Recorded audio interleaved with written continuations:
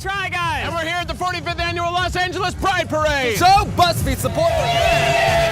Let's go dance! Well, AMBI was founded in 2006. It's a group for bi people just to hang out with other bi people and have fun. Are we going to be able to dance on the truck? We're on the top of it! I'll tell you what, it was quite a day in Manhattan. Hundreds of thousands of people took to the streets for the Pride March. This year's march commemorating the 50th anniversary of the Stonewall Uprising, a turning point for the modern gay rights movement.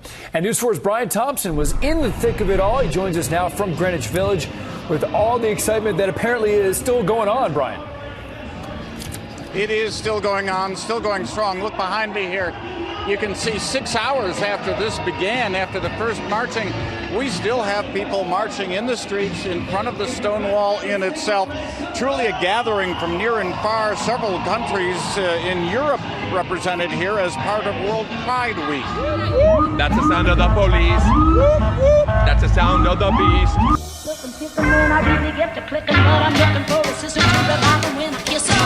If you want some love, just let me know. Jason Bourne, it's Jesus Christ!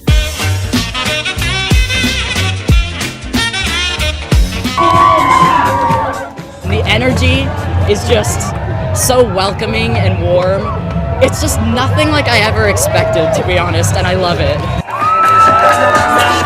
A celebration of love, inclusivity, and the most welcoming environment. Here, there, everywhere is this year's theme, with a focus on proclaiming and celebrating the LGBTQ2+ community. This parade is going to be going down in history in Toronto as one of the largest prides that Toronto has ever seen. You can see the excitement and energy amongst the crowd for today's Pride Parade. Festive colors, beautiful costumes, cheers, and chants to close off a month of awareness and celebration. Everyone just says they're happy to be here. We are living our authentic lives. Yes. We are feeling the freedom. We're just having the time to be ourselves. And for some in the crowd, it's their...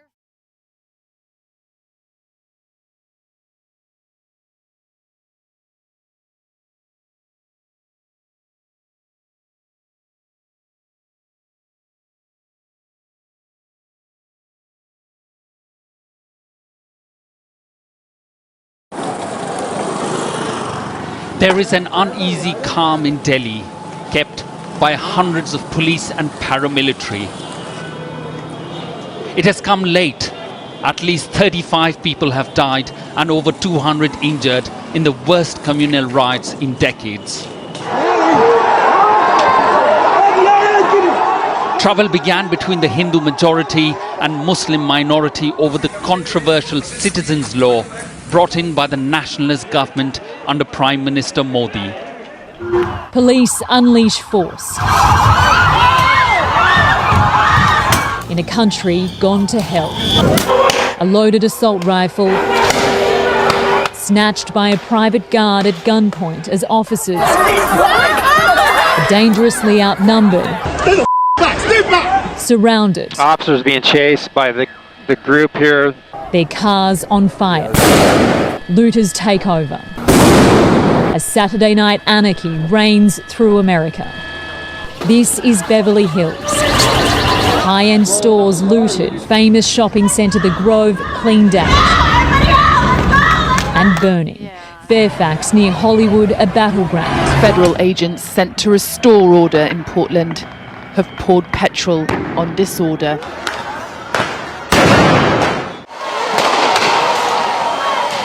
The main battle line is here, outside the federal courthouse. Protesters unable to pull down the new fence, throw fireworks over. Tear gas is fired back. Many here are prepared for this. But as federal agents emerge in their dozens, those in gas masks run too. Rubber bullets fired into the darkness. Paris, supposed to be the city of love, is exploding again into hateful confrontation. Riot police versus angry youths, many under the age of 18. There's talk the French government may be forced to call a state of emergency. In the meantime, France's president today urged parents to keep youngsters at home, while he sent more police onto the streets. But those youngsters aren't listening. Last night, the violence spread to flashpoints across the country. Town halls, schools, public buildings seen to represent the state of France have all been targeted. There was looting too in central Paris. In the Mediterranean city of Marseille, the state library was attacked. The UK and the US have now issued travel advice for their citizens visiting France.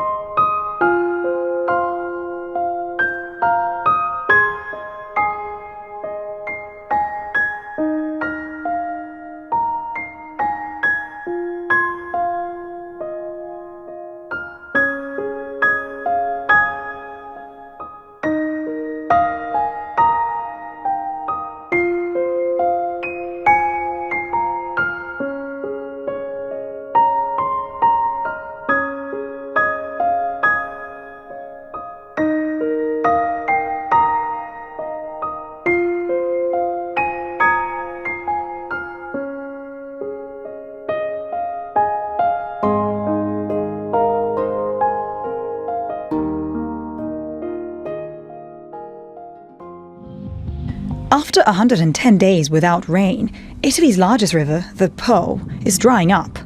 The water level is so low that locals can walk to the middle of it and even see World War II shipwrecks resurface.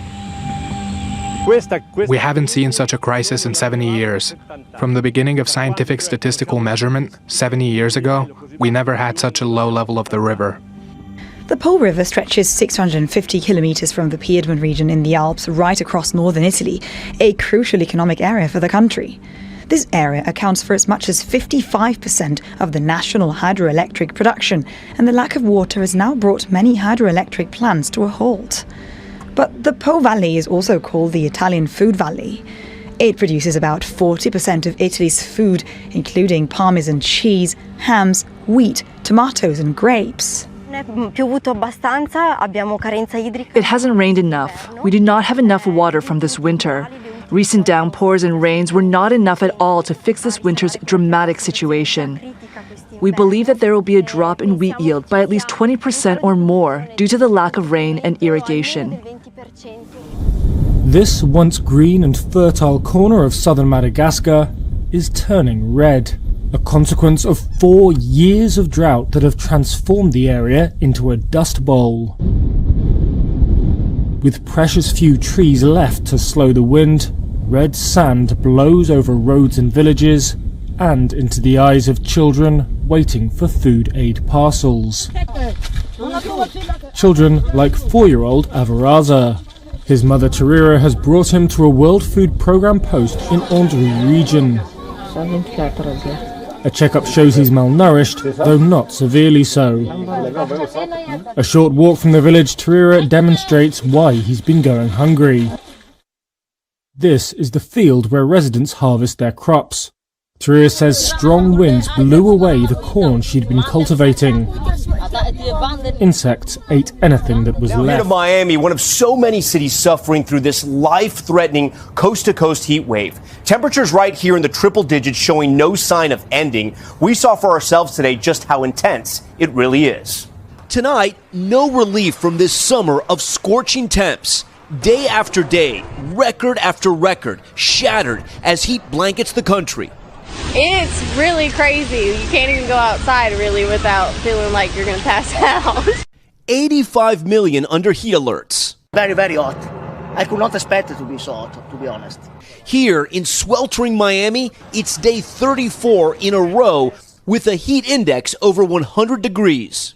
And the sand is so hot here on Miami Beach, you can only really be barefoot in the surf. You try to walk on that dry sand, you're going to burn your toes. And when you try to cool off in the ocean, good luck. The water is now the hottest it's been in years. A fierce heat wave is gripping parts of Europe with temperatures reaching more than 40 degrees Celsius.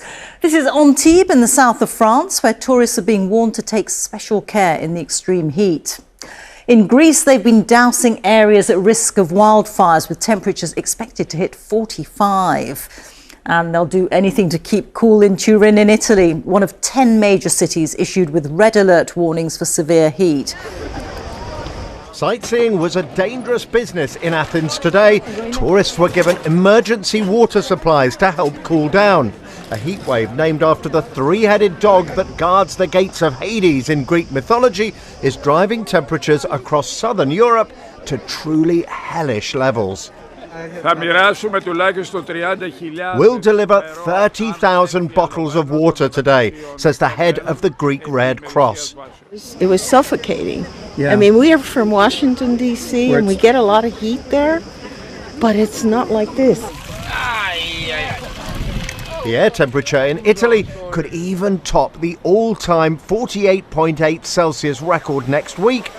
And this satellite map of Spain shows surface temperatures have reached 60 Celsius in places. From Spain to Siberia, the world is experiencing record-shattering heat. India suffered its hottest March in more than 100 years. The heart of England, today hotter than the Caribbean and Western Sahara. Hot made history again today. And as the mercury rises, so too does the death toll.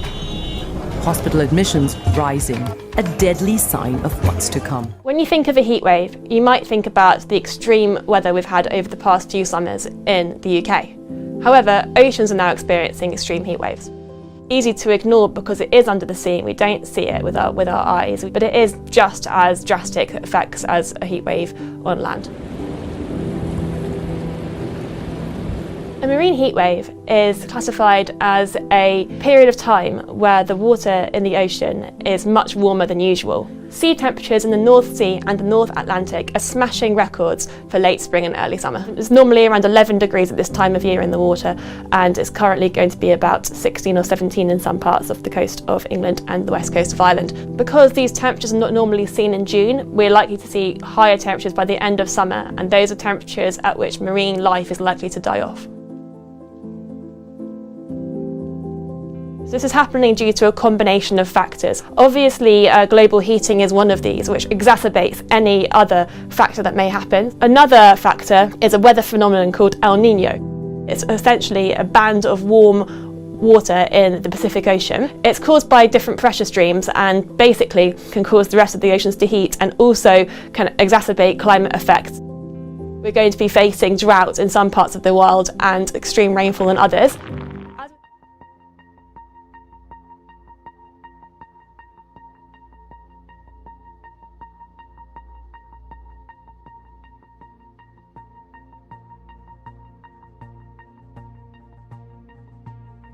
Smoke from fires in Western Canada is spreading as far as the Great Lakes.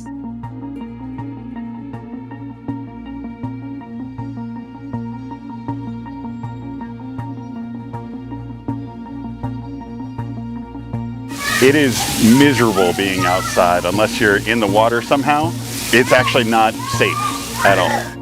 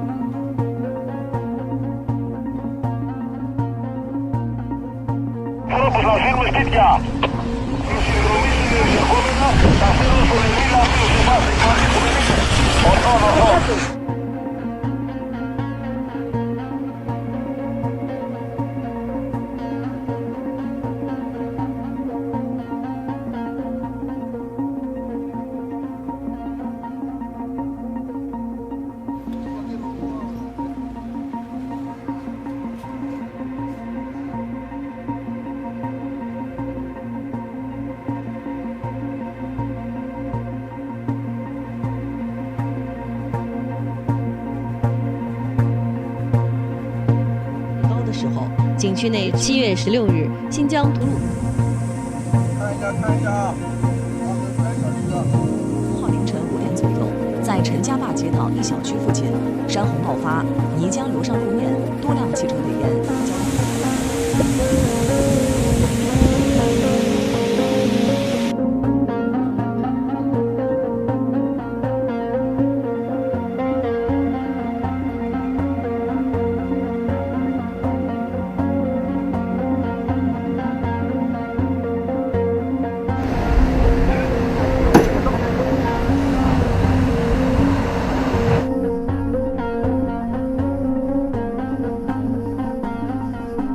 We're in the early phases of this heatwave with forecasts that are not very pretty.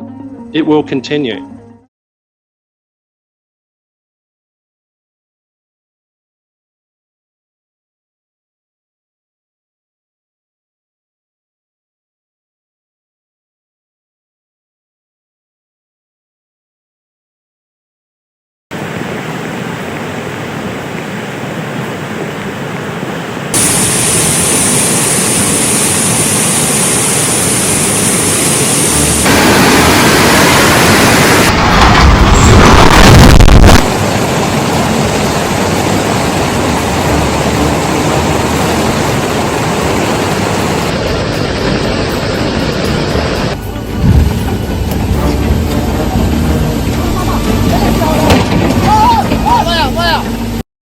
The western Guangdong region, still grappling with the lingering remnants of Typhoon Haikui, endured a relentless deluge of heavy rainfall commencing in the early hours of September 11, 2023.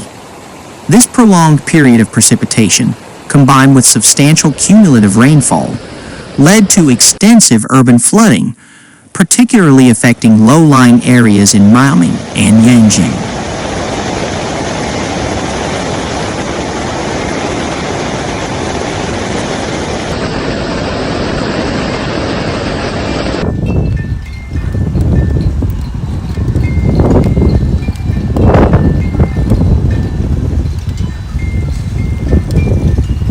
It is as if war has visited this part of Libya once again.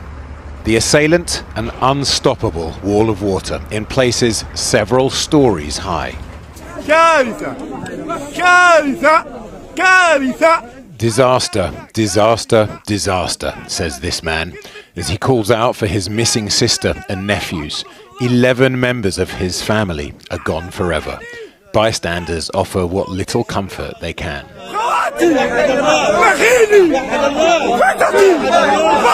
This inland tsunami hit in the depths of night. No warning, no time to get to higher ground. Before and after. A father as his son is found in the mud. No one touch him, he implores. Please, just let me bury him myself. Internationally, we look to Libya next for the latest on the catastrophe there. The official count now more than 11,000 people known to have died in the flooding disaster. More than 10,000 are still missing. Abby, we've just heard from the head of the UN's aid organization speaking about the scope of the disaster. What is the latest?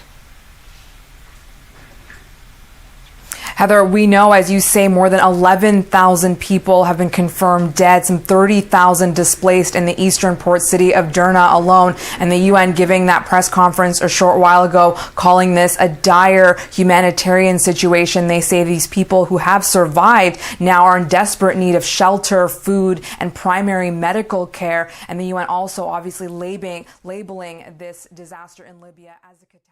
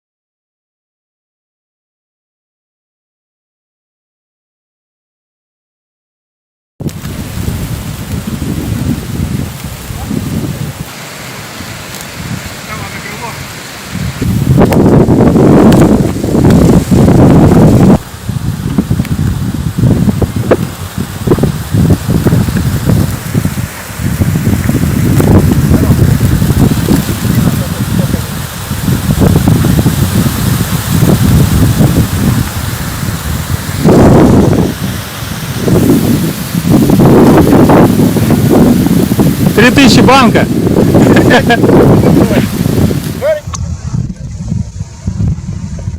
In East Africa, the air carries two plagues. Locusts, swarms with as many as 50 billion insects.